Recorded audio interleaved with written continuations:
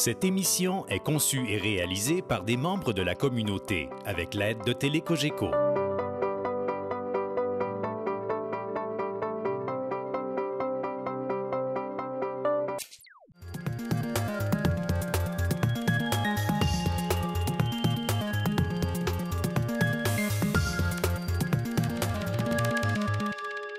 Cette semaine, dans le cadre de notre capsule financière, on retrouve Sylvain Marleau, conseiller en placement pour la financière Banque nationale. Et aujourd'hui, on se demande combien vaut le travail d'une mère à la maison. Bonjour, Monsieur Marleau. Bonjour Karine, puis bonjour à toutes les dames qui ont fait le choix de rester à la maison pour élever leurs enfants. Quel privilège pour un enfant d'arriver de l'école à la maison et que sa mère elle l'attende de bonne heure dans la journée. Quel privilège pour le couple qu'un conjoint travaille pour apporter des sous, puis l'autre s'occupe de toutes les tâches nombreuses de gestion de la famille, de la maison, etc. Alors, moi, je travaille en finance, puis je me pose deux questions, c'est-à-dire combien ça coûte de faire le choix d'un conjoint qui reste à la maison, puis combien ça vaut le travail d'une mère qui reste à la maison. Combien ça coûte? L'exercice peut être assez facile à faire. Si on prend un exemple de quelqu'un qui gagne 40 000 par année avant impôt, donc 32 000 après impôt, bien, si la personne décide de rester à la maison de l'âge de 0 à 15 ans des enfants, là, en attendant que les enfants soient plus ou moins autonomes, bien, c'est une perte de 484 000 OK? Mais en réalité, il y a des dépenses qui devraient être en moins. Alors, en partant de la personne qui ne travaille pas, peut-être qu'une voiture pour la famille, c'est suffisant. Chez nous, mes parents avaient juste une auto pendant longtemps. La garderie scolaire va être moins onéreuse, j'imagine. L'habillement, la dame qui se déplace pour travailler, surtout si elle travaille dans le bureau, ça peut coûter assez cher. Il y a d'autres dépenses, l'essence, les lunchs au travail, le cellulaire, la maman qui veut être rejointe tout le temps, il faut prendre un deuxième cellulaire. Puis le taux d'impôt, bien, c'est sûr qu'il va être différent.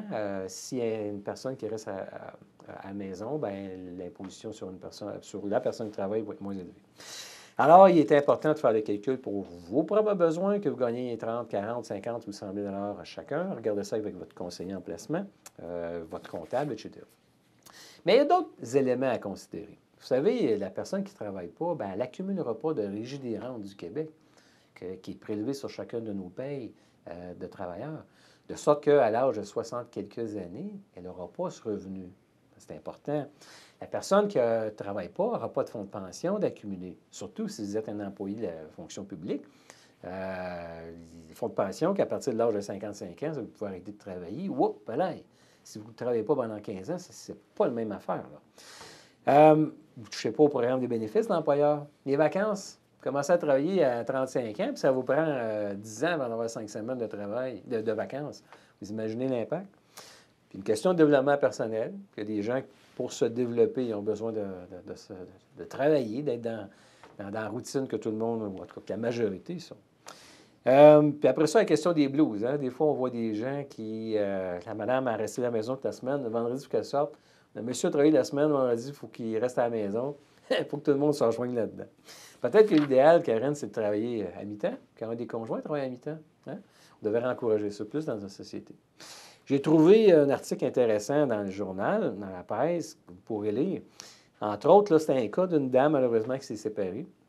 Et puis là, ce qu'elle dit, elle dit, j'ai pris 2 congés de maternité à 30 de mon salaire. Je n'ai pas contribué au régime des rentes pendant ce temps-là, ni au REER. Elle dit, quand j'ai recommencé à travailler, j'étais à temps partiel. Pendant ce temps-là, mon conjoint, lui, qui est séparé aujourd'hui, son salaire, sa carrière a bien été, son salaire est passé de 80 à 130 000 par année. De sorte que ses affaires ont continué à se développer. Puis il a mis de l'argent dans ses REER, etc. Donc, la personne, elle se dit, peut-être que je ferais un choix différent aujourd'hui. Surtout qu'après 15 ans, cette dame dit, j'ai de la misère à me replacer. Ça fait trop longtemps que je n'ai pas travaillé, entre autres choses. En fait, comme qu'ils disent, là, dans certaines annonces, là, on peut acheter à peu près n'importe quoi avec une Mastercard, là, mais il y a des affaires qui ne s'ajoutent pas non plus. Alors sur ça, je vous souhaite une bonne réflexion, puis bonne chance à toutes les mères qui pourront rester à la maison. Bien, merci beaucoup, M. Marleau.